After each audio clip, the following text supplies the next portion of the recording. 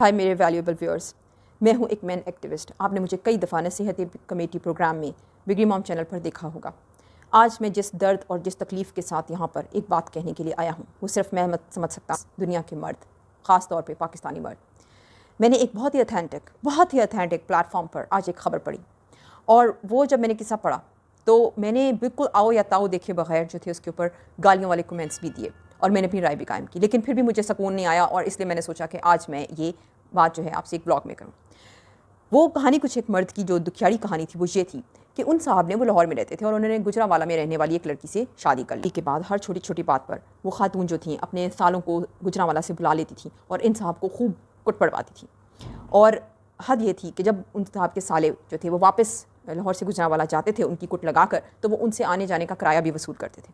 مطلب ظلم کی انتہا دیکھیں. اگر اس طرح کا ظلم ہمارے معاشرے میں ہوتا رہا مردوں کے اوپر تو کیا بنے گا. ان سالوں نے ایک دفعہ کے لیے نہیں یہ سوچا کہ ان کی بھی بیویاں ہو سکتی ہیں، ان کی بھی شادیاں ہو سکتی ہیں، اور اس کے بعد ان کی بیویاں بھی اپنے بھائیوں کو بلوا کر ان کو کٹ پڑوا سکتی ہیں. مگر مکافات عمل کے بارے میں یہاں پر کوئی نہیں سوچتا. اور اس واقعے سے صحیح طرح ثابت ہوتا ہے کہ مرد ہی مرد کا دشمن ہے.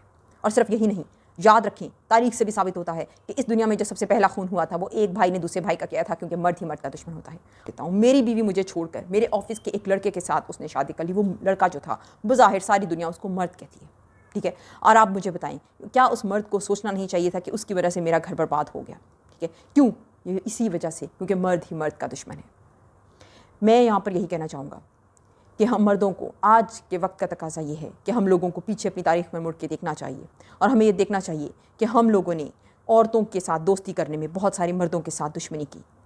صرف ایک ایسا رشتہ ہے عورت کے ساتھ ہمارا جس کے لیے ہمیں سارے مردوں کے ساتھ رشتے جو ہیں ان کو خراب کرنا جائز ہے. بلکہ میں تو کہتا ہوں اس عورت کے ساتھ رشتہ جوڑنے کے لیے ہمیں باقی ساری عورتوں کے ساتھ جو رشتے ہیں وہ بھی خراب کر لینے چاہیے، اور وہ ہے بیٹا اور ماں کا رشتہ. بے شک اس میں کوئی شک نہیں، ماں اور بیٹے کا بہت ہی خوبصورت رشتہ ہے، اور اس رشتے کی خوبصورتی جتنی پاکستان میں نظر آتی ہے وہاں اور کہیں پر نظر نہیں آتی.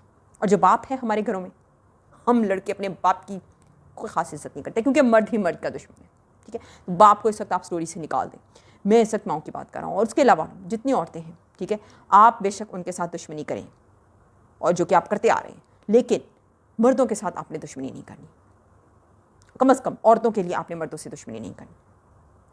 مجھے بہت تکلیف ہوتی ہے جب میں یہ سب چیزیں دیکھتا ہوں. مرد میں نا اب صرف مونچھوں کا ہی فرق رہ گیا ہے. کچھ فرق ہم عورتوں نے پورے کر دیے اور کچھ مردوں نے.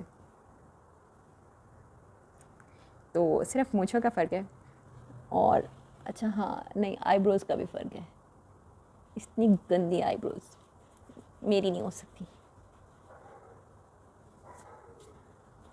آپ اگر مرد حضرات مزید اپنے لیے ایڈوائس چاہتے ہیں تو میرے چینل کو سبسکرائب کریں، اور لائک تو آپ مجھے کرتے ہی ہوں گے، اور اگر آپ مجھے لائک نہیں کرتے تو پھر سڑتے رہیں.